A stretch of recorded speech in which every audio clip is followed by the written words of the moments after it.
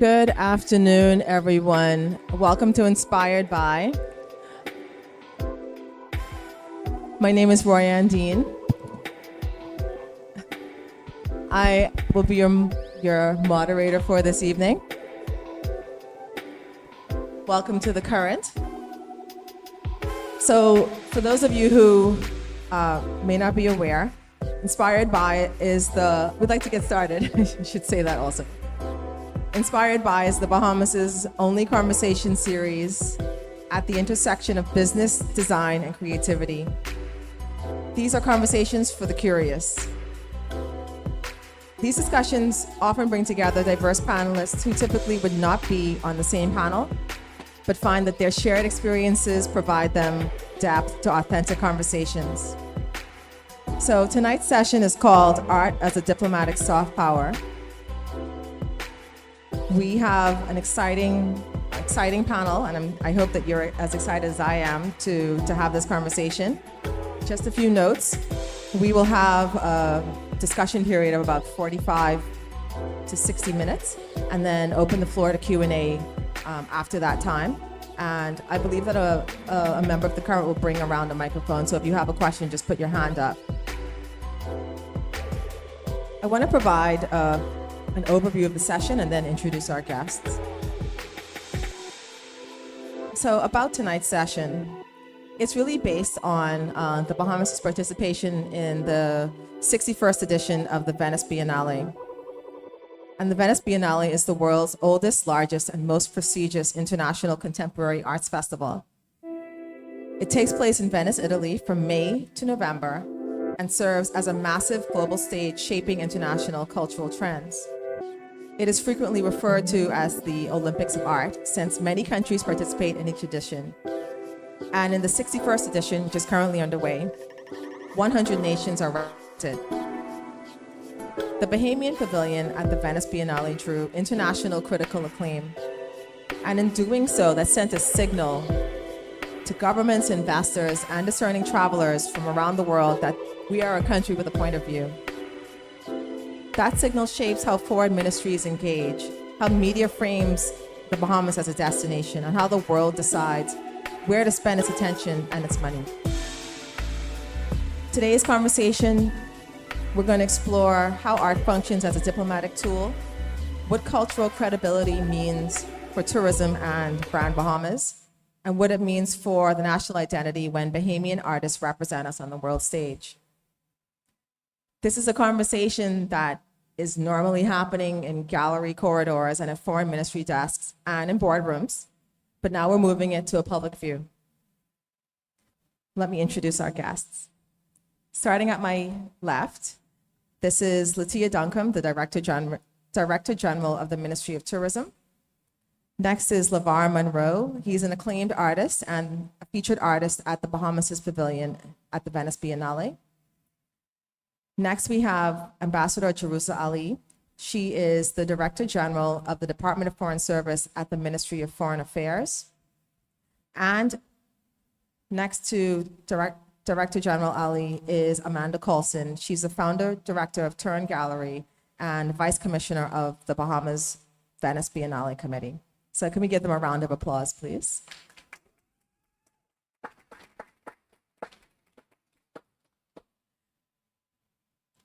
Ready? So I'm going to just ask the first question, get the ball rolling, and anyone can feel free to answer. So as I mentioned earlier, the Bahamas Pavilion at the Venice Biennale received serious international critical attention. Actually, I'm just going to start with you, Amanda. For those of us who were not in the room, can you give us an overview of the Bahamas Pavilion? Who are the artists? What was the theme? What is the significance of our participation at this event? And why do you think that our pavilion attracted such critical acclaim? Okay, so 3 questions. Yes. So the artists are, we didn't start with the artists. I think that's something important to say, is that we started with the curator, with who would have, we thought would have a vision for what the Bahamas is. It's not the first time, but it's the first time in many years. It's only the second time we've been at the Venice Biennale, about what that message should be. We invited the very well-known curator, Dr. Krista Thompson, who is a professor at Northwestern, a Bahamian art historian, and Yes. The microphone we're not able to really hear. Yeah, they're fixing it now. Okay. Thank you.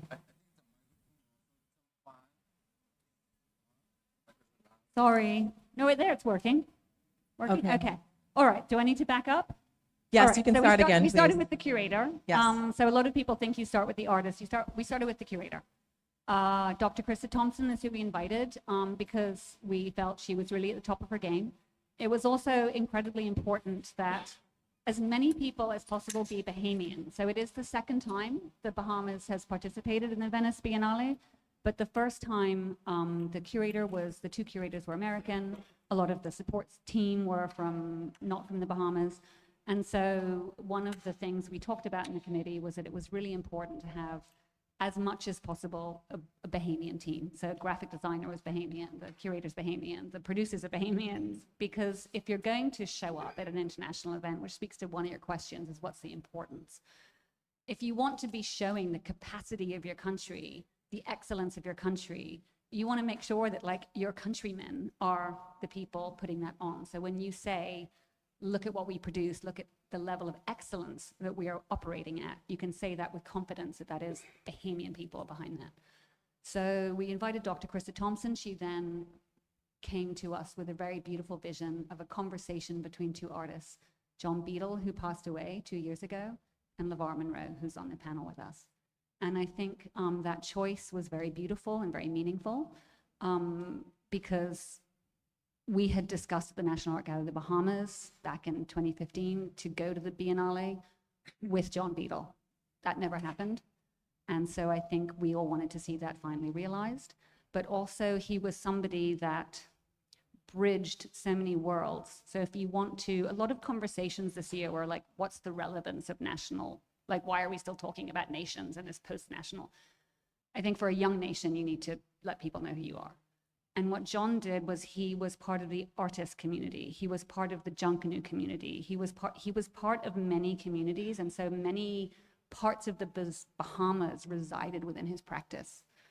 And I think it was a way to show a very multifaceted view of our people. Lavar is an artist who was, in a way, mentored by him. I mean, Lavar came up on his own, but there were a lot of deep conversations. They were both very rooted in Junkanoo, which, as we all know, is sort of almost the cultural art form, but speaking to it in a much deeper way, speaking about its history, speaking about what it meant for the people, speaking about the transatlantic slave trade, migrancy, all these things that are in the work.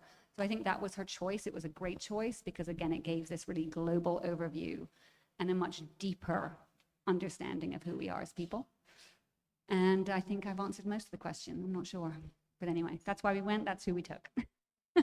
And why do you think that it received as much critical acclaim and was as well received as it was? So I think it is worth saying that out of 100 countries participating at the Venice Biennial, we were repeatedly nominated by independent arts journalists as in the top 5. The other top people in the top 5 were G10 nations: Japan, Austria, Germany, UK. So I think it's extremely significant. We were consistently referred to as being in the top. And I think it's meaningful because it shows that we're this small country, but we can easily hold our own against countries such as those. Maybe we don't have the same resources, maybe we don't have, but that doesn't stop us. So I think it was really important to show up. Did it surprise me we were nominated in the top 5? Not at all, not at all. But it's important that the world sees that. I agree with that. And speaking about the world seeing us at this event is really inextricably tied to Venice's economy. So similar to the significance of tourism to our economy. Tourism accounts for 46% of the municipality's GDP, and the Biennale itself is a core driver of that tourism. And research from the World Economic Forum tells us that nearly 47% of travelers choose destinations based heavily on cultural offerings. DG Duncombe, this question is for you then. How is the Bahamas marketing itself to and designing experiences for that traveler? Thank you so much for that question. So when we look at the visitor profile, one of the things we can say with such a surety is that today's traveler is looking for connection and meaning. And that's one of the things that art allows. Art allows us to express ourselves without words, not to be judged, but to just show and to share how we feel. And we find that our visitors connect to it because they want that level of authenticity. They want to hear what you're not saying. They don't want anything that's scripted. They want to see you, understand you. And so when we look at tourism proper and what we do at the Ministry of Tourism, it's about sharing the experiences. It's about sharing the stories. It's about sharing our culture, our history, our heritage. And as I was preparing for the session today, one of the things of my takeaway was art shines a light into our soul because it allows us to be vulnerable just for one moment and to show who we are. And you can look at an art piece and you can try to define it or you connect with it. So it's that emotional connection. And so as we look at how we're marketing the Bahamas, yes, we're there, we're marketing it. But one of my key takeaways as I looked at art in general is similar to what our Prime Minister has done. It's allowing it to be a standalone. So removing it from the box of culture. We always speak about our culture, our history, and our heritage. Art allows us to share that history in a non-traditional form that invokes more meaning and more connection. So now for us, it's broadening the scope, moving beyond culture, peeling the layers back, and letting art just shine all on its own.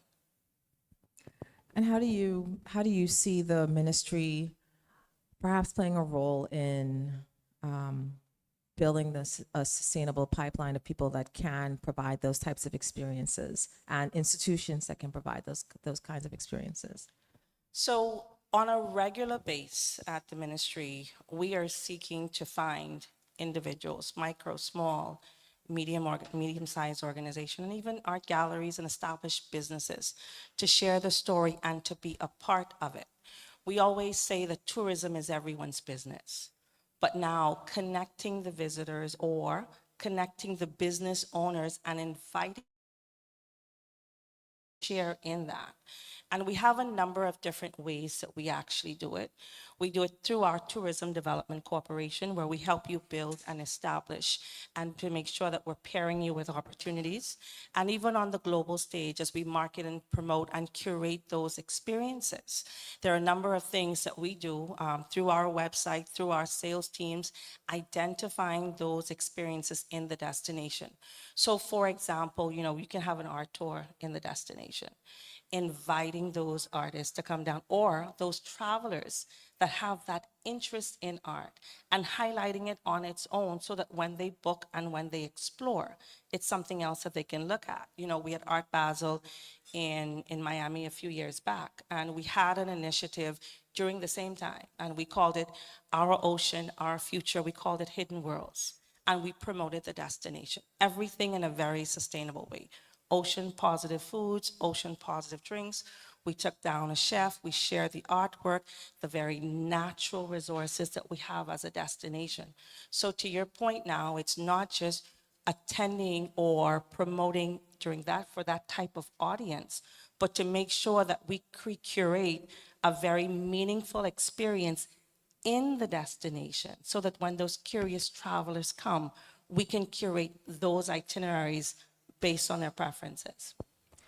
I think it's great that the ministry did something at Art Basel, especially, you've integrated an environmental component, sustainability component. And I think that ties in a lot to how people would perceive the Bahamas and what kind of experience they would expect to have. And that all ties into this idea of soft power.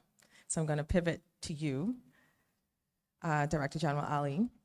So countries like China, France, Saudi Arabia, and the UAE have made cultural diplomacy and global influence deliberate foreign policy tools, and they've backed it with dedicated funding and infrastructure. So as a result, what do we see? We see that cultural identity is at the center of France's $77.5 billion euro annual international tourism revenue. We see that the UAE has used one building, the Louvre in Abu Dhabi, to fundamentally reframe its image on the world stage. And we see that Saudi Arabia ranks number 17 on the Global Soft Power Index because they've used a lot of huge entertainment events and high-profile tourism initiatives to shift its public profile towards vibrancy and modernity. Why does soft power matter? And what are some of the Ministry of Foreign Affairs' soft power objectives? Thank you for that question. We are a small state, and you've just given examples of large states. You might even call some of them hegemonic states. And the question that we think about as diplomats, as Bahamian diplomats, is how can we embrace and empower through soft power without that budget, without that infrastructure, with all the creativity. And in these times, these are very contentious geopolitical times. Art as a power in diplomacy, a soft power in diplomacy, it has an emotional resonance. It's neutral. It's an entry point. When you're in a room with large states and you're the small state, sometimes art and culture can be your message. Now, I brought an example, in a kind of a pedagogical way.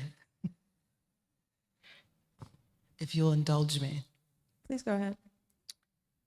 For the first time, the Bahamas launched a candidature for a non-permanent seat on the UN Security Council. This is a very big move for a small state. So we've started, the candidature is actually 2032, 2033. And before we launched the candidature, we had a conversation about what is peace and security and how can we represent that through art and culture. So we met with the family of Uncle Amos. You might recognize this. And we chose several images and paintings that can be representational of what Bahamians think about peace and security. But then we did something even more different. We launched our campaign in Woodcock Primary School. So this campaign is really with the people. And that's probably how we attract art and culture into the practice of diplomacy. Make it inclusive, make it representational. And actually larger states really appreciate that. They come to understand who we are through our art and cultural expression, instead of just bullet points and démarches and notes for bang. Thank you for that. How can we see this campaign? Because clearly I'm not going to Woodcock Primary, but how do we see We that will campaign? come to you. Yes. We have some time for this campaign. We will definitely be coming to a community or a school near you. It's not only that we're lobbying other states to vote for us. We want the people to support this campaign. It's important. Peace and security, whether it's domestic or international, it's important to Bahamians. So we will come to you. Are other kind of maybe broader cultural initiatives included as part of your diplomatic strategy? So let's say, for example, do the embassies around the world have Bahamian artwork in it? Or do you have things where, in terms of facilitating discussions around investment and trade, is there a cultural component that is layered in with that to kind of have like a foundation of equal exchange? Yes, I can give a historical example and a contemporary example. So as early as when Sir Clement Maynard was our foreign minister, he would have started a loaning campaign. So all of our missions abroad would have had collections from the central bank. And whenever you walk into a Bahamian mission, you'll usually see some art. Now you'll see art that's been loaned by the central bank. You might see art from a particular artist that's been in the spotlight. If you go to our office in Beijing, if you go to our embassy in Washington, D.C., our ambassador, His Excellency Wendell Jones, is actually an artist. And it's fascinating because as you walk through the embassy, you see his development as an artist and his technique, but it also tells a story. And it's a great way of starting a negotiation with looking at art. More contemporary examples in terms of how we structure. We have 16 offices. Many of them have cultural attachés or persons who have been trained by sometimes tourism, trained by trade. So they're aware that there is an orange economy, and they're encouraged to support with our small state budget, but Yes. support. Small state budget, but big ideas. Yes. I want to switch gears a little bit and bring you into the conversation, Lavar. So your work has been shown just all around the world in a lot of national galleries and museums. And you've been, as an individual artist, you've been part of national and international exhibitions, such as the New Orleans Triennial, the 12th Dakar Biennale, and actually at the 56th Venice Biennale. How did you feel when you were told that the Bahamas would have a pavilion at the 61st Venice Biennale, which is its first appearance in 13 years, and that you would be one of the artists? Well, I think I was a bit more excited.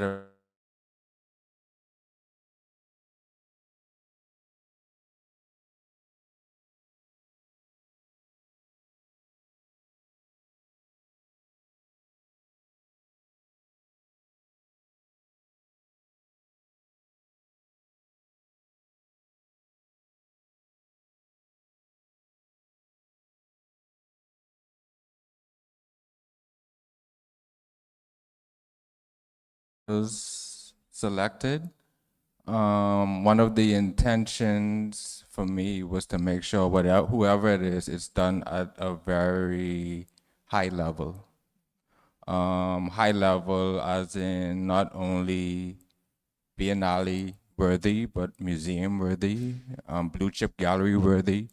And throughout the process, that was the plan. You know, the plan was to kind of make sure that everything was done right, done correctly.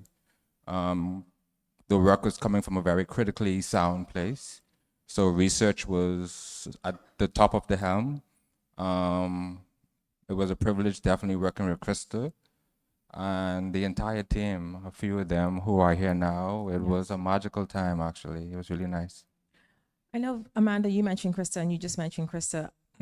I think we should explain who Krista is so we understand the significance of her curating the space. Krista Thompson is a Bahamian art historian who came up at the same time, really, as Dr. James, who was the first director of the National Art Gallery. And they're of that group that really built sort of the structures as we know them. Krista curated several really seminal shows at the National Art Gallery of the Bahamas. And she's been a key professor at Northwestern University in Evanston, which is just outside of Chicago, for many years, where she teaches, which is a PhD course, and has taught many students, many of them Bahamian, Caribbean. And she's just considered in her field a real leader of understanding the Caribbean diaspora in America, understanding the Caribbean here, and she's been one of the leading voices. She published a book in, I'd say about 20 years ago now, called An Eye for the Tropics. Yes. And An Eye for the Tropics is really the book that reframed how the rest of the world looks at the Caribbean and unpacks the history of the gaze and the white gaze on the Caribbean and how we've been packaged for tourism, for the consumption of other people. And she's really led that. So she is the OG there. So to have her at this pavilion was a big deal. I think if I just want to add to that, you know, this is the significance of the Bahamas being there, and something you said, Lavar, just made me really think about that. It really clicked, and it's because you mentioned that you're starting at a strong critical level. I think for people to see art from the Bahamas, you know, they're going to start as a broad view of what do they know about the Bahamas already, and does the level of work match what they think about the Bahamas, right? So, and the question is, how does that shift? Does it shift from them walking into the pavilion and walking out? And I would like to know, you know, for the people who are coming into that pavilion, many of them were tourists. I think 60% of the people that are coming to the Biennale are tourists. And even for the people from Italy or from Venice, what were some of the conversations that you had with those people in the pavilion, just about the artwork, about the Bahamas? Well, I know, first of all, I mean, anybody who think about the Bahamas, they're thinking about outside there. So the beaches and... Let's not forget the swimming pigs. And the swimming pigs and the sand and those type of things. So I think, again, the intention was, I mean, to show the Bahamas, but don't show what's expected to be shown, if that makes sense. So surprisingly, no, actually not surprisingly. So in the beginning, me and Krista started our conversation.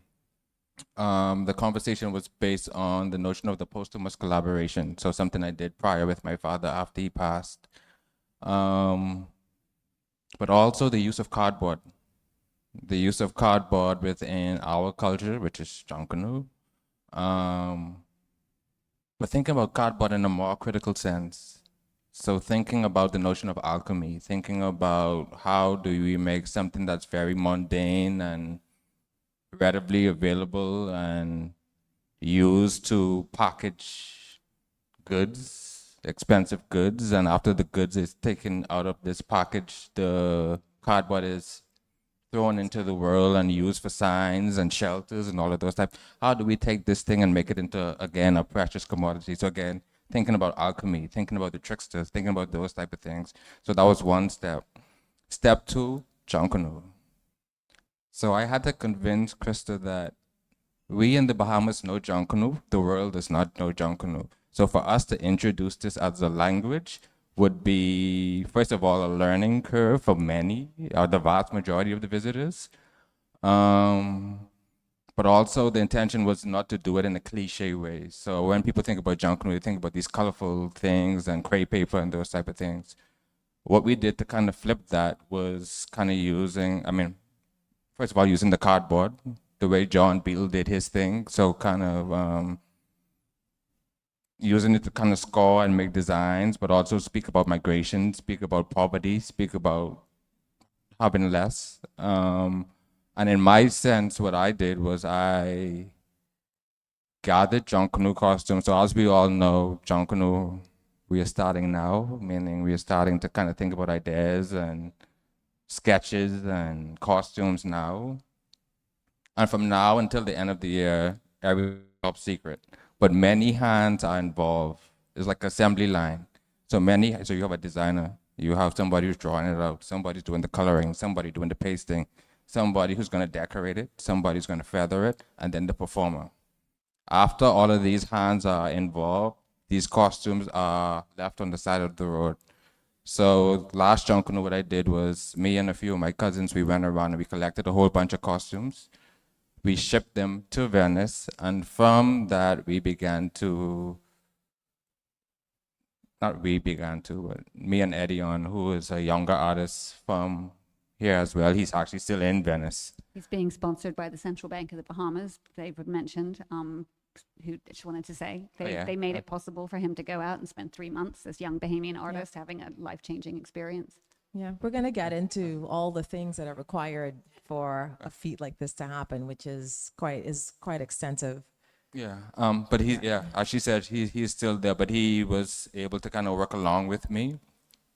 And again, pointing to alchemy again. So how do we make this kind of thing that's kind of trashed and left on the side of the road something of value, but also something that speaks about this entire society?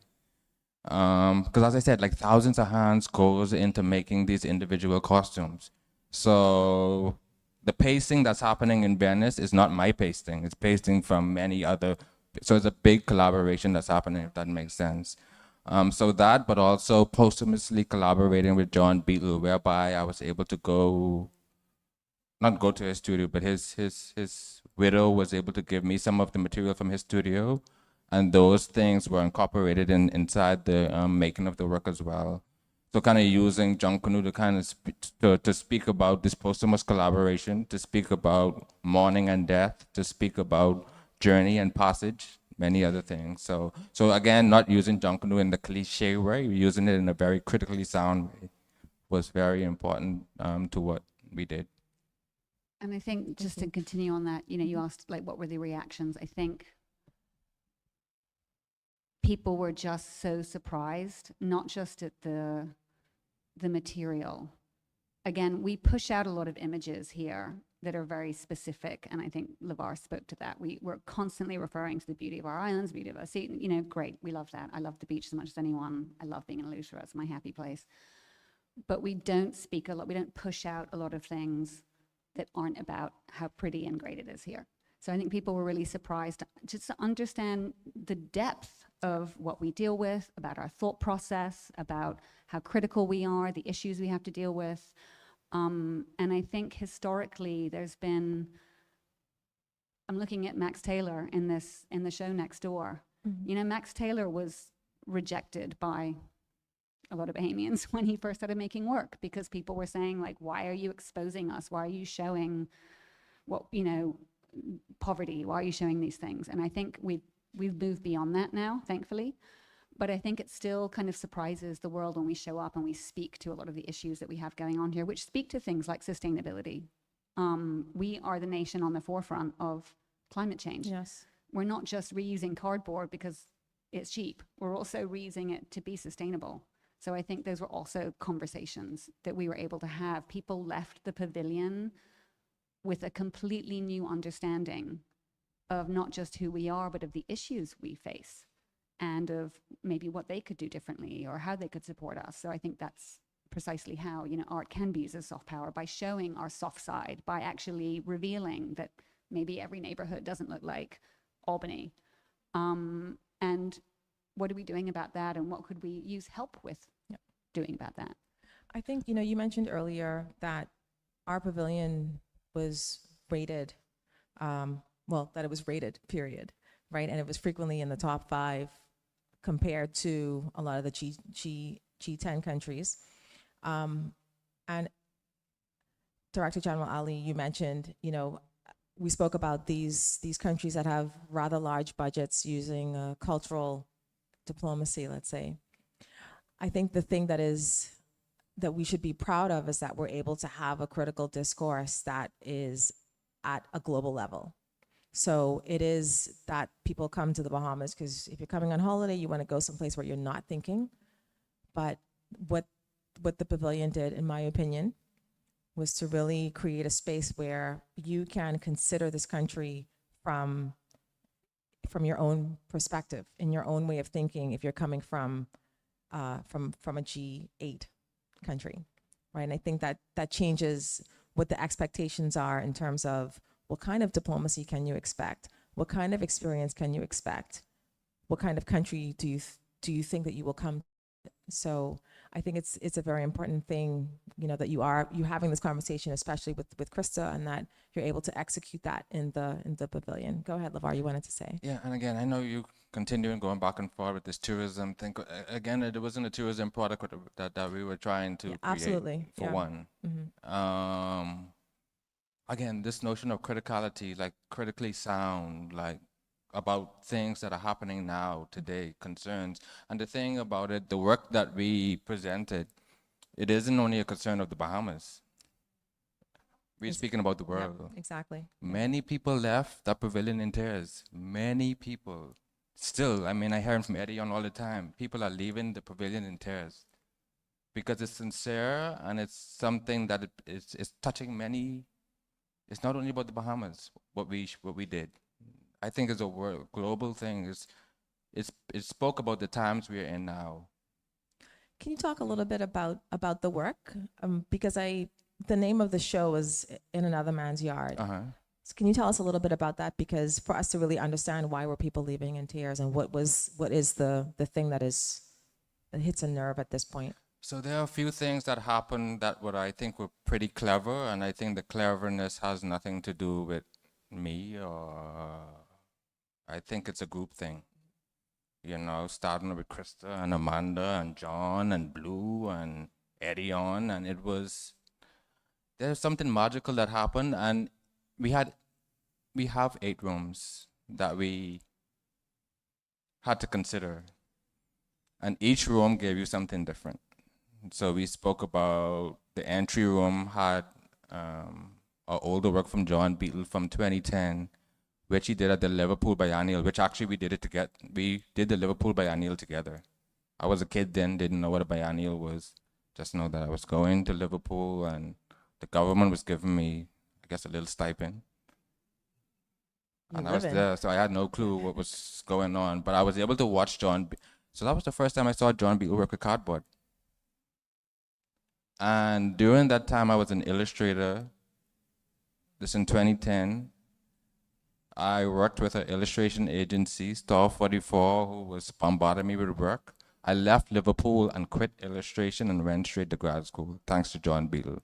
Just watching him make this one that's the entry point of the exhibition. So that's one part. The second room spoke about... Just quickly, that speaks basically to the transatlantic slave trade, and it speaks to migrancy. So the first room, you're already kind of dealing with historical truths and current truths. Right. And the second room was mobile housing scheme. So it spoke about, it spoke about, I guess, the impermanence, I think, of a lot of people of lesser means. So it had some of John Beetle's earlier mobile housing works. The third room was machete, like the machete room, which I think is a reoccurring theme not only in my work and his work, but I mean, I think I'm seeing a lot of machetes in the Bahamas. I'm looking at this young man here shaking his head, Matthew Ramming, but many others. And that's the piece that gave the show its name. So the hanging machete, it's really a silk cotton tree made of hanging machetes. and I think it's like that 100 was, or so. it's called In Another Man's Yard. No, I mean how much machetes? I think it's like 100. 150 machetes. It was 100. actually commissioned for a show in Germany that I curated in 2006. Yes. And it really speaks to, again, the issue of migrancy, how it is to grow up in a country. John Beadle was Jamaican descent, Jamaican Bahamian. How it is to live in a country that doesn't fully accept you. So it was really touching on a lot of raw nerves, but in a very beautiful, very poetic way. Room 4 was John Beadle as well.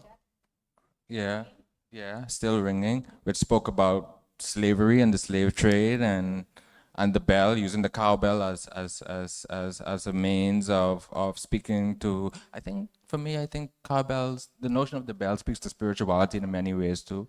Outside of our culture, I spent time in Zimbabwe where they kind of use this kind of bell ringing type thing to call back spirits. So anytime, even now within Junkanoo, I think the bell is the tempo, of any group. So John Beadle kind of used a bell on a slave collar, like what they used to use back in the day to kind of track slaves. Beautiful object, very small but very elegant, very elegant, along with a few of his cardboard pieces.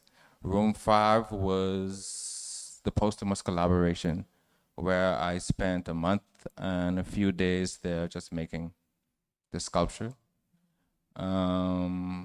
And with the guidance of my old professor, John Cox, and many others, we made magic in that room. Thank you, like for real. Like we really, really, really, really made magic in that room. And then upstairs. So upstairs we had from the Jammin' series, Yep. which is a collaboration between John Beadle, Antonius Roberts, Stan Burnside, and I think Jackson too. or no? No, Jackson was past. It was the pieces were in memorial to Brent and Jackson. So it was really speaking to this idea, because again, another very key thing was collaboration. Lavar keeps speaking to how we made magic. It was really a collaborative thing. Junkanoo was a collaborative event. We survive because of our communities and collaborations. I think there was also that beauty of like what you can do as a community when you come together. So there were the Jammin' Works, and then Room 7 Room 7 was you again. Yeah, it was my. So again, I spoke about Zimbabwe, but I've been going to the African continent probably for over a decade now. Every year I would go back, mostly for research. So Senegal, Zimbabwe, Gambia, different areas, but just to get research and kind of do work. And it's kind of crazy because I think it felt for me like it took me going to Africa all of these years to understand what they do culturally and spiritually and religiously, to come back and embrace our own culture. Yep. So Room 8 was about that. So Room 8, I did an 11 panel piece, which was inspired by a Junkanoo wake, where I collaborated with a friend of mine, Jackson Petit, who many of you know or should know. And he would go to Junkanoo wakes from the One Family Junkanoo group, document the wakes and send me the images. And from those images, I composed an 11 panel piece, which took up the entire room. So it became a procession. And that was one of the only rooms where there wasn't any seating, with the intention of you become a part of the procession. So as you walk around, you become a part of the procession. And it had sound. I'm not mistaken. Yes and no. It did have sound. We got sound from the Smithsonian Folkways recording. So there was a soundtrack of a recorded piece from Smithsonian Folkways of a traditional Bahamian music. I think, just hearing you describe the rooms, you really get a sense of how much passion went into this project, how much passion went into making the work for it, and the team that was involved in it, and just bringing this all to life. And so using that context, I want to go back to what did it take to make this all happen? You know, you mentioned Lavar, like, you know, you shipped the costumes. That in and of itself, gathering the costumes, shipping it to Venice, you know, that was only one small part of it. The central bank making it possible for Edian to be there for 3 months and, like, you know, just be in the pavilion and represent the Bahamas there. What do you need to get I wanna started? speak. No, you go. And Let me You go. let me start at the outset. Just having the pavilion there, you have to do two major things. The first thing is that your country has to be recognized by Italy. That's the first thing, very important. The second thing is that your government needs to essentially sign off on this, right? So it is not something that you can just decide you want to do 30 days out and then get over there. So with those two things, just as a baseline, tell us, what does it really take? How much does it cost? What are, like, the 50,000, maybe not 50,000, what are the major parts of it? Just so people can understand exactly how much work and how much, you know, passion needs to be involved. So in I'll it. start, I'll let Amanda Yes. finish, because I know both of us have a mouthful. Good. So what did it take? First of all, it took the endorsement for the government. And that was like pulling teeth. Government officials next to me, that was like pulling teeth. It's a shame, like, for real. It's a shame. It's really, really a shame. It took forever, and literally I had to call people who I know to kind of pick through, and yeah, it's sad. It's really sad. One. Two, it took over $500,000. Not a dollar from the government. Not 1 cent. Not 5 cents from the government. I'll step in and just say the National Art Gallery of the Bahamas did give us something. sorry. So that comes from the government. So that just, has come from the government. Forgive me. But yes, we were told.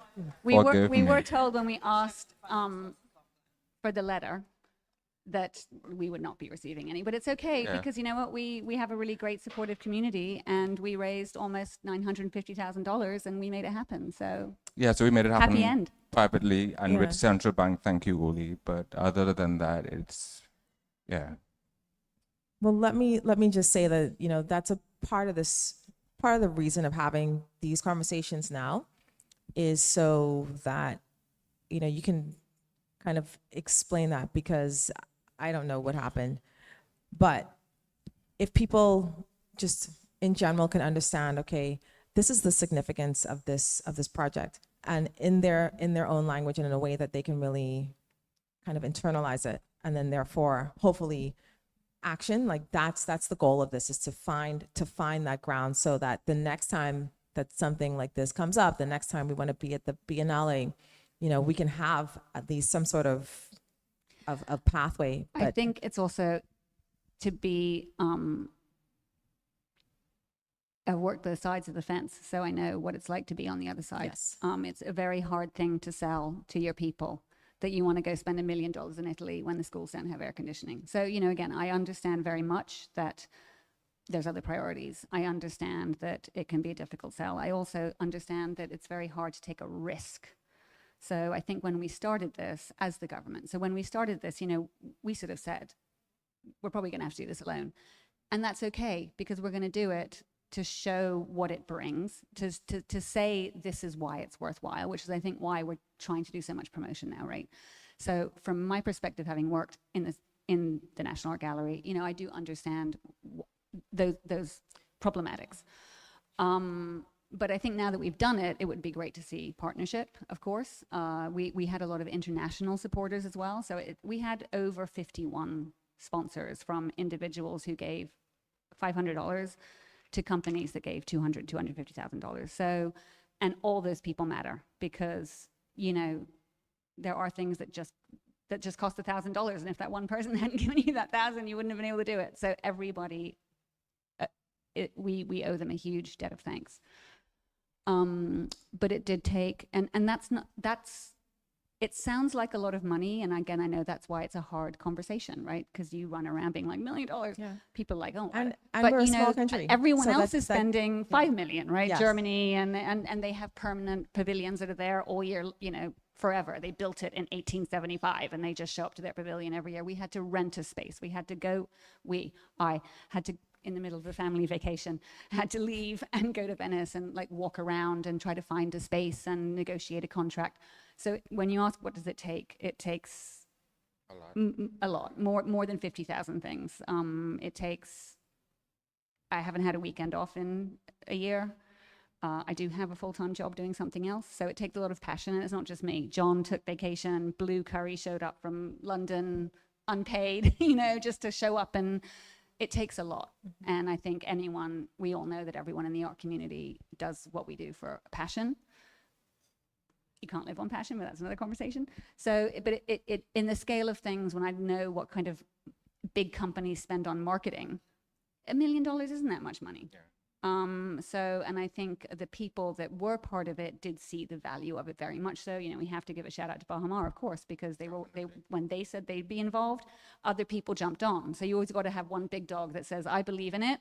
And then everyone else is like, oh, if you're going, then I'm coming too. Right. You know, so I have great debt of thanks to John Cox and Bahamas, Nassau and Paradise Island Promotion Board, Paradise Island Development. A lot of people with, but also again, the many smaller people that just gave out of their pocket. So it was a lot, and it was a lot of convincing. There was a lot of grant writing. There was a lot of late nights on the phone with people, convincing them why they should do it. There were a lot of phone calls at 5 o'clock in the morning asking why the rent bill hadn't been paid yet. So there was a lot of that. When you think how hard it is to get things done on this island, Venice is like 20 times that. So there isn't like just a hardware store, because it's basically just a space that is just made for tourists. So you can buy like endless kind of hats that say Venice, but if you want to find a blowtorch, you got to get on a train and go to Mestre, which is half an hour away. So, you know, and then when things arrive, you can't kind of like call your mates and, oh, you got a truck? Great. Could you come around the house? Could you bring 5 friends? Everything comes on a boat, and the boats are booked 6 months before. And each boat has a crane. And every time that boat shows up to your location, it costs 3,000 euros to 5,000 euros. And so you're bringing crates. I mean, Lavar's pieces, some of the crates were the size of that screen practically. And so to have those things arrive, you're working in a historic building, whatever space you're going to rent. The entire city of Venice is also a museum. You can't do anything without a permit. You can't do anything without paying for that permit, speaking to someone about that permit, giving someone some lunch money to get that permit. You know, everything is extremely complicated. You can't just throw things away.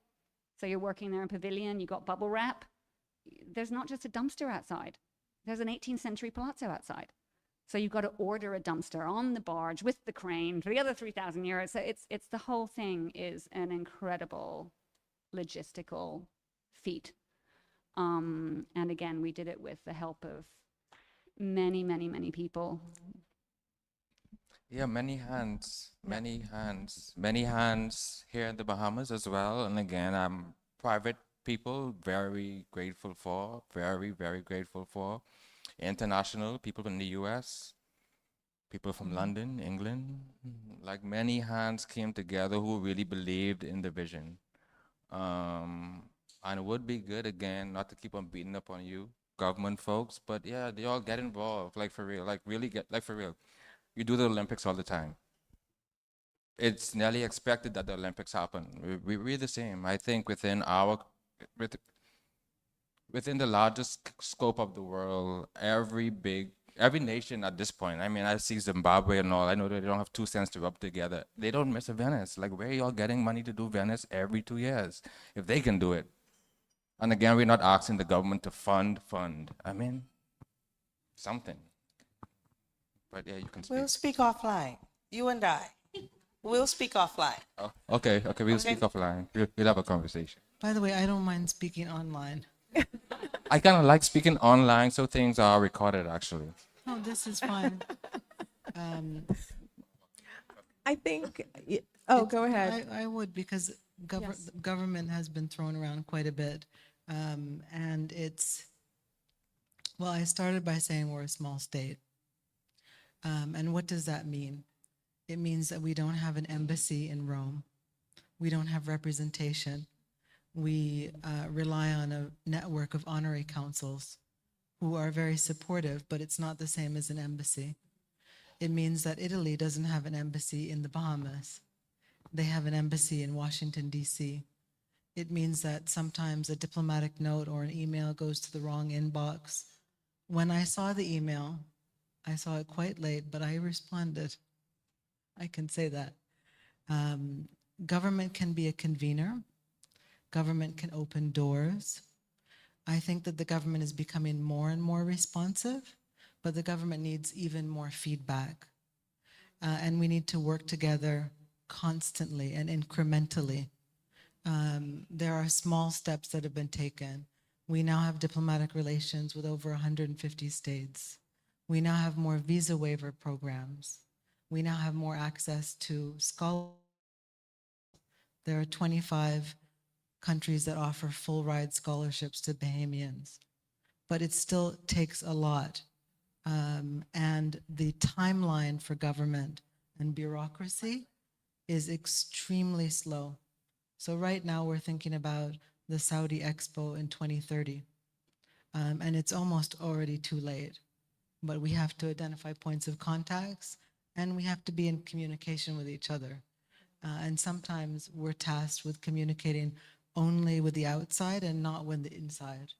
But I'm here, you can call me. And also we have now, we now have a Ministry of Culture, Heritage, Yes. and yeah, so that's a step in the right direction. Which And I'm very excited about. Yeah, Yes. and I do also say, you know, other countries had 300, 250 years to like plunder and take people's resources and have the huge museum with the thousands of artworks. And, you know, we are still only 53 or however old we are. How old we are now? I can't count. But anyway, we're young. think- So, I mean, it's encouraging. I mean, the fact that, you know, it seemed like it would be insurmountable odds, but it happened, right? And to your point, I mean, no government is going to be embracing risk, especially, you know, small state, not a lot of budget to spend, like $1 million on an art event that doesn't, you know, you can't really directly connect it to an impact for the Bahamas in a quantifiable way, let's say. I understand how that would be a tough sell. and also speaking about risk, you know, sometimes artists say risky things and sometimes governments don't necessarily, you know, again, so I think there is something to say for being, you know, I think that we were so free was Yes. sort of liberating in a way as well, because we didn't have to worry too much, and we all love our country and we all love what we do, so we knew we weren't going to embarrass anybody. But you know, I think that freedom to appoint the artists, you know, speaking to, you know, what's on in the embassies, it's normally a landscape, right? They're not hanging a shiv by by Lavar in the front Right. reception, and that's also, you know, it's understandable. I think, well, that's another thing too. I mean, the fact that the exhibition did speak to a lot of critical points, and you know, it was really looking at the Bahamas and the world, but really looking at the Bahamas not only from a cultural perspective, but from a critical perspective. The fact that you could have that, you know, representing a national pavilion speaks to the freedom of expression that we have in the country, which also goes to speak to the brand and foreign policy initiatives. And I think by showing that, you know, you have to start with the small steps to demonstrate that, yes, this is going to be something that is done with a critical eye, done with a lot of rigor, and it will be done, period. Even though it seems like a Sisyphean feat. And if we look at it from another perspective and we make comparisons, you know, one of the examples that I know has been used for Bahamar and starting Fuse, the Caribbean Art Fair, was looking at what happens at Art Week in Miami with Art Basel. If you look at the way that drives the economy of Miami, the way that has really put Miami at the heart of you know, the cultural world, when it was just really, I mean, more of a party city before. It was also the murder capital, South Beach. Did not know that. Yeah, no, Art Basel brought the crime stats down. Yeah. I didn't know that it was a murder capital, I have a but whole somehow I'm presentation not about it. I'll show surprised. it to you one day. Well, yes, because, you know, Of Florida, of like that part yes, of, but yeah. remember, they had a lot of drugs in the 80s, like a lot of drugs in the 80s. So, yeah, that tracks. Sorry, Florida. I say was. But, you know, I mean, it attracts collectors from 44 countries. There are 287 galleries that come to Art Basel. And those people that come to that show are high net worth collectors, and they spend about 20% of their wealth on art. Importantly, those are a lot of Gen Z buyers, and they're putting money into art. So this is a demographic that, you know, DG Duncombe, you know, in conversations that we've had on a panel that you've been on, we talked about positioning the Bahamas as a luxury destination. And to do that in an authentic way, we can look and see what art has done for the city of Miami. We can look and see what happens in New Orleans, right? New Orleans is known as a cultural, sort of like a cultural heart of the US. And I'm sure that you can attest, Lavar, that when you go to these triennial or biennials around the world, you really get a sense of who that country is or what that country is about in an authentic way. And it attracts people that, I mean, they're going to come and they're going to spend money. And that also means that the people who are living in that society are able to express themselves. You know, that all adds to the mix that makes people want to stay home, live at home, move there, come and spend time there. And I mentioned Bahamar at the outset because the investment that the resort has made in art, you know, look at where we're sitting right now. It's a beautiful space. It's a lot of art. There's a collaboration with the National Art Gallery. I think there's 7,000 or more art moments in the space, in the resort. So that's a significant investment in art and a cultural experience. And DG Duncombe, to you, because you manage a large budget for the Ministry of Tourism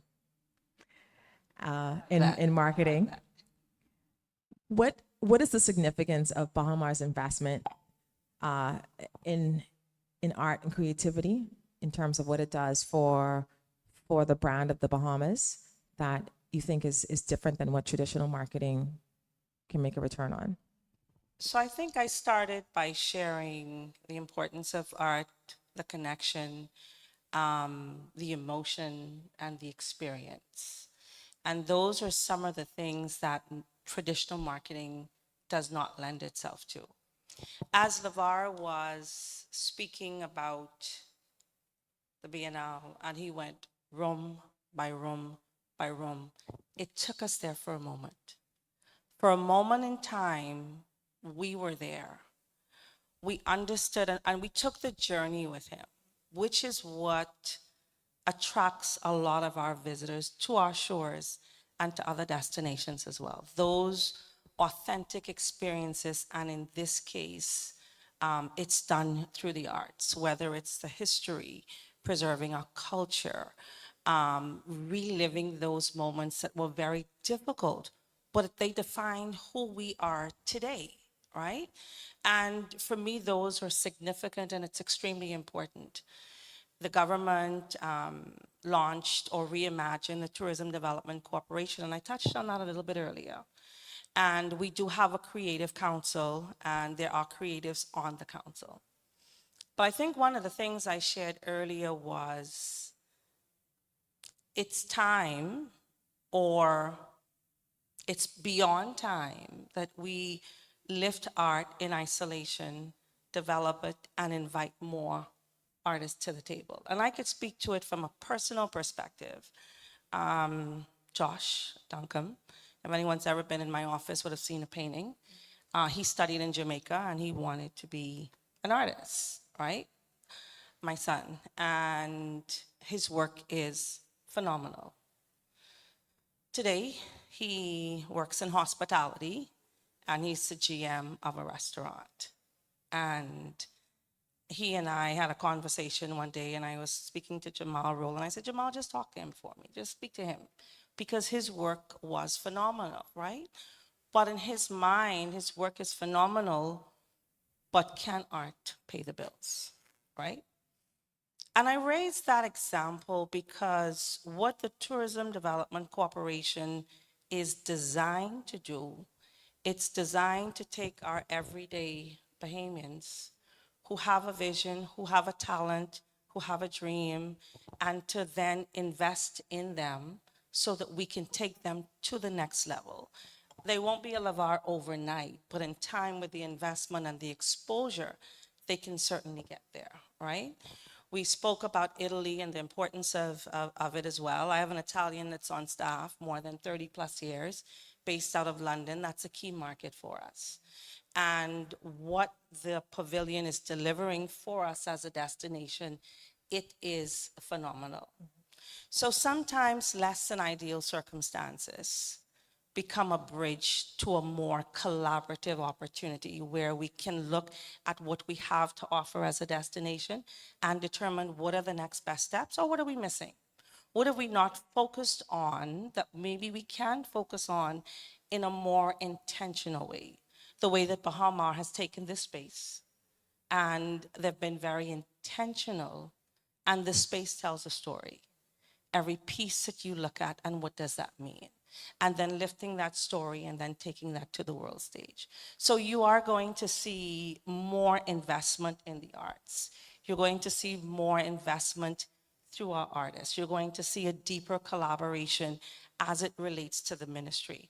But I think first, before you see all of that, there has to be more heart-to-heart discussions where we understand a bit more and we partner with them in a very authentic way. I felt his passion today. Yes. I felt it, right? And I said an offline because there are some things I want to open up and share with him, right? But you can't tell him how to feel. People will always remember how you make them feel. But, you know, it doesn't mean that it can't turn around and that our artists can't feel inspired or that we support them. So we're not running away, we're leaning in, and we're going to try and make sure that we promote them, the arts, the culture, to benefit themselves and the destination as well. And could I say something quickly? Yes, please do. So I want you to know too that my passion wasn't about me. I've been doing this by myself for many, many, many years. My passion is about them. The future and the current. Like, there are at least 20 artists who could have done the pavilion as good as I did it or better. I promise you that right here in Nassau. The passion has nothing to do with me. I've been doing it alone, and I will continue to do it alone. And when I say alone, meaning outside of the government. I mean, I'm supported by many people in here. I'm supported by Bahamas 100%. It's for the Matthews and the Elkinos and the Blue Curries and yeah, it's for these people. And I think it's also deeper than just, obviously the Venice Biennale is like up here, right? And it's deeper than, you know, what tourism did or didn't do or what this one didn't do, because it really goes deep to education, right? You say that your son felt he couldn't make a living out of his work, and I think that's a very common feeling, not only in the Bahamas, but there's a lot of tropes about the art world, about being an artist that we continue to pass on. And so again, every problem in society, we're like, it starts with education, but it starts with education. It starts with appreciating what an artist does for the community. It starts with valuing the work that not only artists do, because artists don't operate in a vacuum. They have galleries, they have technicians, they have people that, you know, build stretchers and do transport, and that's all specialized. And those are all good jobs. Art handlers make quite some money. So there's this idea that so many people walk around with that, you know, it's just going to be living in a garret starving, and again, it's not just education in school, but it's throughout sort of workplaces. So speaking to loaning art from Central Bank or the National Art Gallery to various spaces, very often what happens is the paintings get lost, they get damaged, people don't value them how they should, they don't value the people who are looking after them. You go in to say, I need to take care of this, or don't touch it without calling me, and people laugh behind your back. They're like, oh, really? They think it's so hard? Yes, it is so hard. It is a very specialized industry. It is an industry that actually does well for a lot of people who do get into it. So I think, we all have this obligation to, and it's not just the art industry, there's many others, but whether it's film, whether it's theater, whether it's what have you, these are all fulfilling careers, they're nourishing careers, they're nourishing to the person doing it. But they have to be decently paid. And somehow everyone thinks art is like a hobby, or we only do it for passion. And again, that's about like the respect you get as a curator, as the director of a museum, as operating an art gallery. It's not like a little fun thing that we're all standing around drinking cocktails all day long. We're working as hard, if not harder, than many, many people, and not being valued the same way. And I don't mean valued only financially, but valued really in sort of taking us seriously. These are educated people, they're critically thinking people, they're skilled people, and yet somehow we're all kind of like, the artists are all smoking weed under a palm tree and the rest of us are having cocktails. That's not the work we do. And so I think that, and John speaks to that a lot too, is about like having people understand the value of what we do for society, for the community, for all of these things. Art is what makes us human. Emotion, empathy, that's what art is about vision, seeing the world a different way. And those are things that help us build a better community, is letting artists lead. I agree 100% with everything you said, and I really like DG Duncombe that you have gone through the ways in which you can help to build art up at home. And to Amanda's point, if we look at it from a more holistic perspective, then we can see, okay, where are the different parts of this a value chain, let's say, or a value network, and how do we develop those so that we have a pipeline of artists? So we look at it from a creative perspective, from a social perspective, from an economic perspective. And I also just wanted to add, before we open the floor to questions, DG Ali, when you mentioned that the government moves slowly, baby steps, and with a limited budget, I think that between your two ministries, elevating art helps it to be more publicized, for more people to know about it, just even from just having a more touch points with it. But importantly, it helps it to have some more value, more cultural value. People can then see the cultural resonance, because we appreciate Junkanoo because we're in touch with it. We feel like we belong to it and it belongs to us. So there's some value in that, and we see it all the time. So I think by having these types of conversations, by saying, okay, we are going to look at art for art's sake and separate that in part from culture, not just lump it in all together, and look at it from an economic perspective, look at it from an industry perspective, look at it from a brand perspective. I think that this can all help to move this conversation along. So I'm very excited to see what conversations y'all have going forward, and how we use this opportunity here with the proof from what's happened at Bahamas, with the proof from what's happening with Fuse, and with the galleries that we have here, Turn, and with the Venice Biennale. How do we use this and then start to make this incremental move forward? So with that said, I'd like to open the floor to questions. If you have a question, please raise your hand. Yes. Jordan will come over with the mic.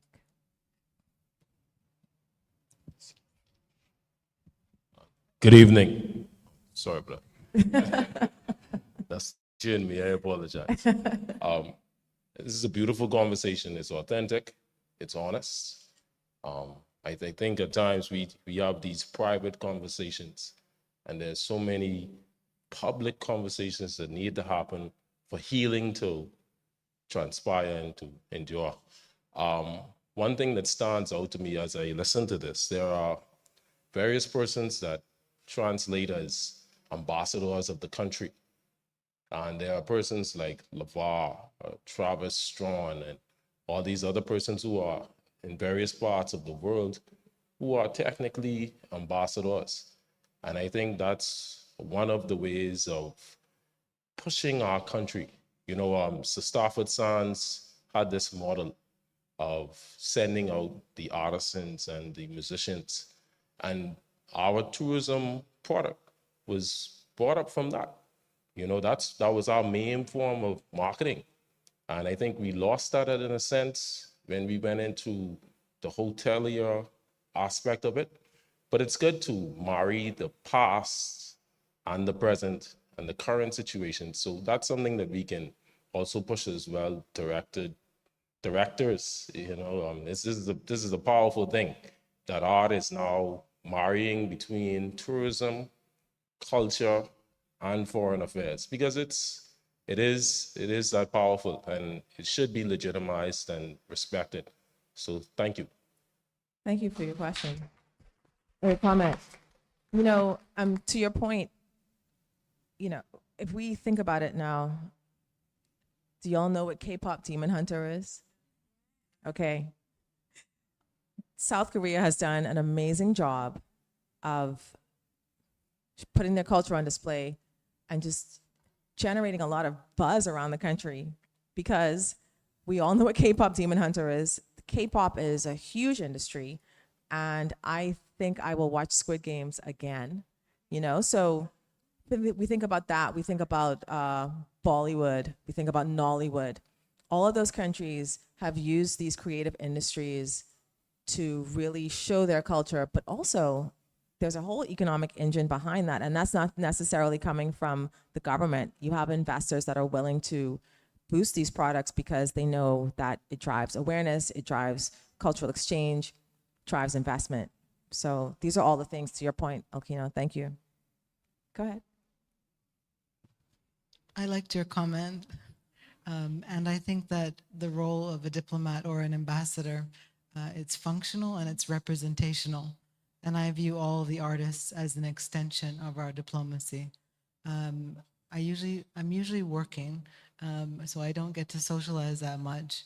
But whenever I travel abroad for official purposes, I try and bring art.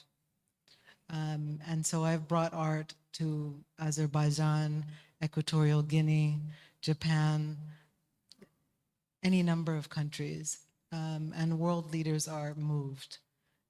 We had a meeting of African Union and CARICOM in Addis Ababa, and Prime Minister Davis gave Kendall Hannah Prince to President William Ruto, and he was moved and interested, and that's an amazing entry point to culture, to understanding culture. The other feedback that I have is when we travel around the world, some people have never heard of the Bahamas, ever. They don't know who Bahamians are. They don't know what language we speak. They don't know our values.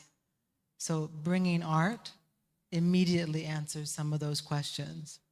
And we're not shying away from difficult conversations, even in diplomatic sphere, whether it's about climate justice or reparatory justice. We did send a delegation to Ghana's technical conference on reparatory justice most recently. Yeah.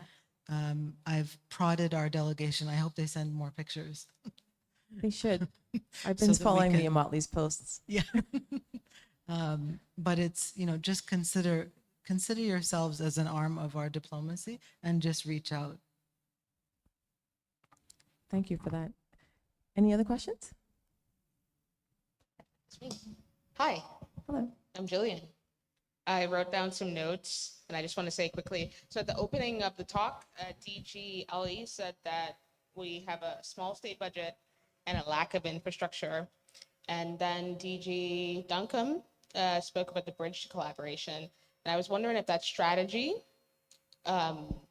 because we're a small state and we have infrastructure constraints, if that strategy now excludes the direction, the marketing, the intent for big state infrastructure investments, right? So basically, if we have the strategy that points toward everything that we don't have right now, is there like an avenue that's already like looking toward us attracting big state investment? Yeah. Okay, so I'll speak first to that component. We often hear the saying that we punch above our weight class in the Bahamas, and there are a number of projects that are going on, like the airport infrastructure project, where we are either new build or remodeling 19 airports, throughout the Bahamas. So the fact that we are a small island development state does not mean that we're not going to do certain things at world level or at a global standard. Lavar indicated earlier, he said, I was fortunate to be selected, but there are any number of talented artists here in the Bahamas who could have done the same thing. So when I made my comment, for me, it's an opportunity for us to come to the table, open dialogue, and see how we can help more. The government has introduced a Ministry of Art. We've never had that before. We have arts, culture, and heritage now. We've never had that before. That speaks to the commitment, from my perspective, in that space. We're doing a number of things at the Tourism Development Corporation. So now when I have the conversation with our CEO there, my question is going to be, allow me to see the results of the Creative Council.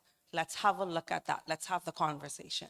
Because if we're creating these avenues for our people, which we are, then we need to make sure that we listen to the feedback from our people as well. And we're not perfect, no, but coming together, inclusion and collaboration charts the right way forward. And maybe it is we need more input from our artists. Maybe we need to do some things differently. When we travel on our missions, we have artists that sometimes travel with us. We have chefs, we have mixologists, but sometimes we have to pause, pivot, and listen a little bit more. So this dialogue for me today was extremely important, because at the end of the day, we work for our Bahamian people. And a part of working for our people, we have to listen to be able to deliver what they need and what they're asking for. So for me, bridging that gap, hitting the reset button, open dialogue, inclusion, collaboration, and moving forward together. Anybody have another? Well, actually, Amanda, do you have any thoughts on the question that Jillian had in terms of DG Duncombe spoke to it from a public sector perspective, from a government perspective, but from a private sector perspective. Any thoughts on Jillian's question about whether there is, if we don't have the infrastructure, is there a strategy in place that identifies that and would be amenable to? I've got plenty of funding? strategies, but I think we sell ourselves short with how little infrastructure we have. I think it's very easy to say, oh yeah, it's also, like, again, it's sort of a scarcity mindset thing, right? So I think we actually do a lot. And I think when you look, again, like however many airports we have, there's not a single small town with 300,000 people living in it that has 38 airports, right? So I think we have to make choices, and those choices are difficult. So I think in terms of the art business, we have a pretty great community, a pretty great strategy, which is, Fuse happening, which is the galleries happening. We're all doing international art fairs. We're bringing people down here. I mean, we're routinely at Turn inviting collectors down here that come for our openings. We can't get a lot of Bahamians to come to our openings, but so I think from my perspective, it's less about getting more foreign people excited. It's more about getting our people excited. Mm-hmm. Because I think we have, the names that have been brought up tonight, Tavar Strong, like we all in the room know who that is. Yes. I don't know how many Bahamian people know who that is. He's got art and space. There's only like 3 artists with art and space. So again, I personally would love to see, I did one time just for funsies, I made a list of all the Bahamians who won an Oscar, won a Grammy, won a OB, went to the Venice Biennale. I'd love them all to have a plaque at the airport, right opposite those sports guys.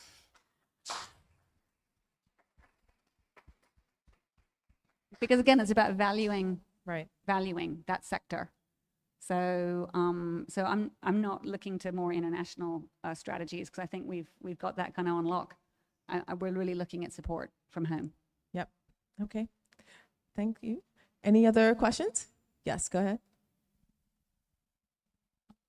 Good evening.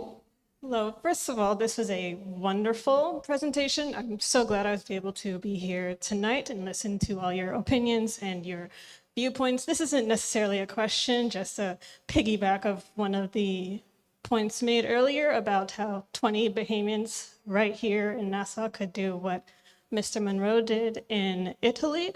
I believe part of why Bahamians do not necessarily value art nowadays is because of education.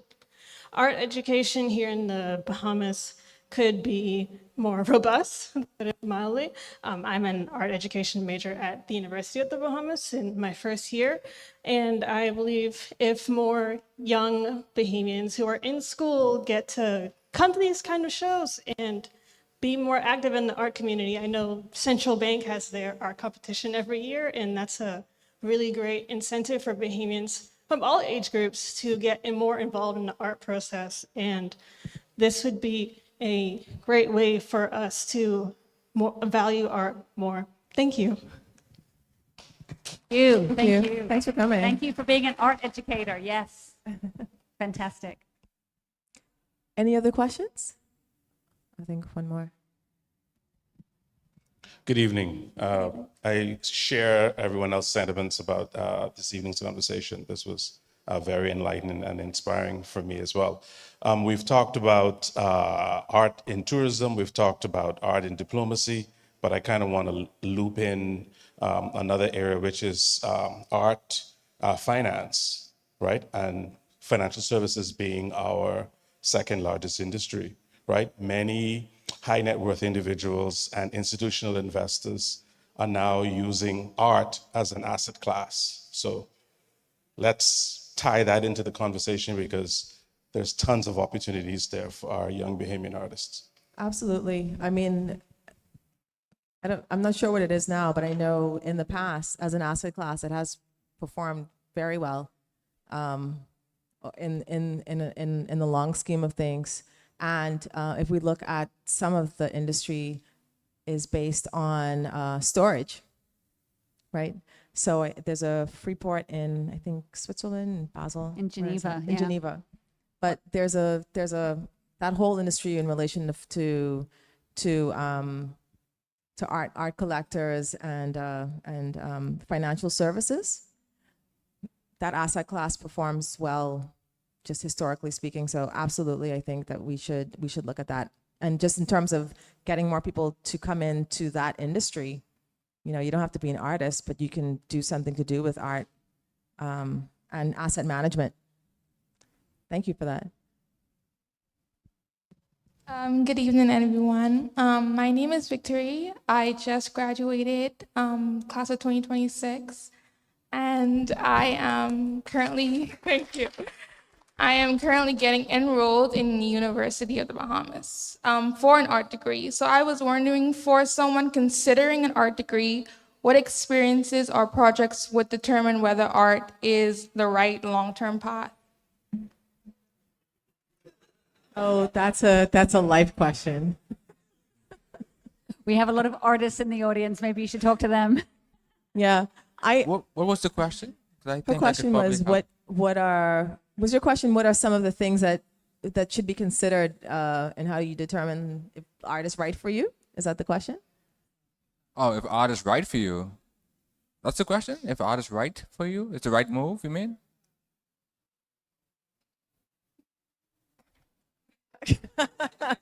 No, I get the question. That may be I think when you have to question it, maybe it isn't right for you. Art is something, I think, not only art, anything in life, that everybody has a passion for something. And when that passion is there, it's hard, like nobody could ever, from a kid, nobody could never tell me, like, I won't be an artist, or I cannot be an artist, or I'm going to be a starving artist. Me and Elkina, we grew up together, and he can tell you, from a little boy, I was always, I had a studio before I even knew I had a studio. And I would gather like-minded people like Elkino and Jackson, Bernard and Ryan, and it'd be a whole bunch of us in the back of my grandmother's yard. So my grandmother had a house, and she had an efficiency in the back of the yard, and she gave me it as a kid, so I don't paint in her dining room. And we would go in the back there and we would paint, and from a kid, paint, and like nobody could tell me nothing. I never had to question, or nobody ever questioned me. I have a 17-year-old daughter. There's no question she will be an artist, a great artist. There is no question. Sometimes I have to force her to go to bed because she's doing a thing. School is the next morning and she's up painting.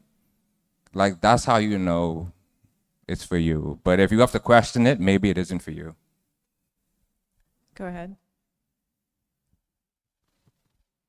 I'd like to take a stab at this question because I work as a diplomat, but I probably would have wanted a career as an artist.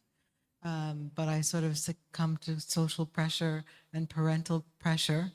But I remember what sparked my passion and creativity, and that was exploring other cultures. So I have a vivid memory of studying abroad in Japan and of feeling textiles and the aesthetic experience of Japan and being inspired. But there's a lot of tension, and some of this could be gendered about what you can and can't do, to the point that you're not really sure of yourself. So I think the advice is explore, and it's okay to be an artist and then not be an artist, to be a banker, to be a gardener. It's all part of your experience. And I also think here another challenge we have, I don't want to say problem, is that we tend to always focus on the artist. And you all artists, you all know I love you, but you know, that's not the only job in the art business. Yes. And so a lot of the times you're like interested in art, so it's like, oh, you want to be an artist? Or no, maybe I don't. If I love writing, maybe I want to be an art historian or a arts journalist. Or if I love building things, maybe I want to be a fabricator. Or, you know, so again, there's many jobs. Look at the National Art Gallery. There's like 20 positions there. Look at, you know, Turn. There's four positions there, 4.5. 2 of us are doing 10 of them. But, you know, there's many different, being a registrar, it's a very specific job. So there's a lot of things in the art, you know, in the art world that can still feed you or joy to be around art, to be talking to artists, but that aren't necessarily being a practicing artist. And I think that's kind of a failure of imagination and knowledge we have sometimes, where we channel people into something which might not be quite the right fit.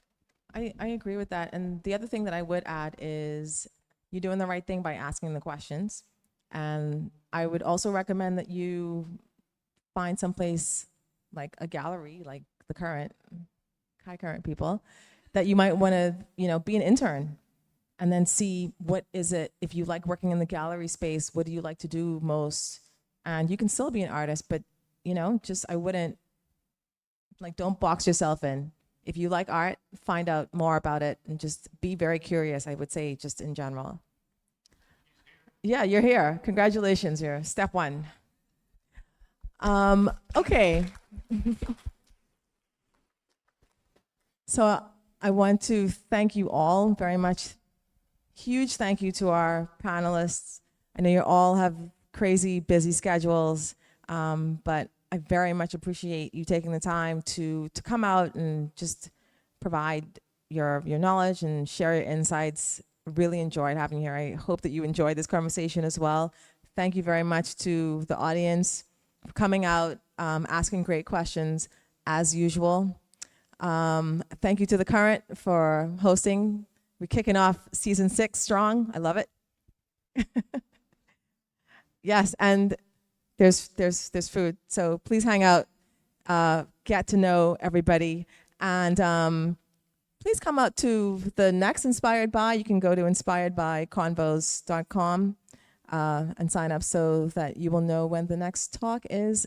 Thank you very much. Enjoy the rest of your evening.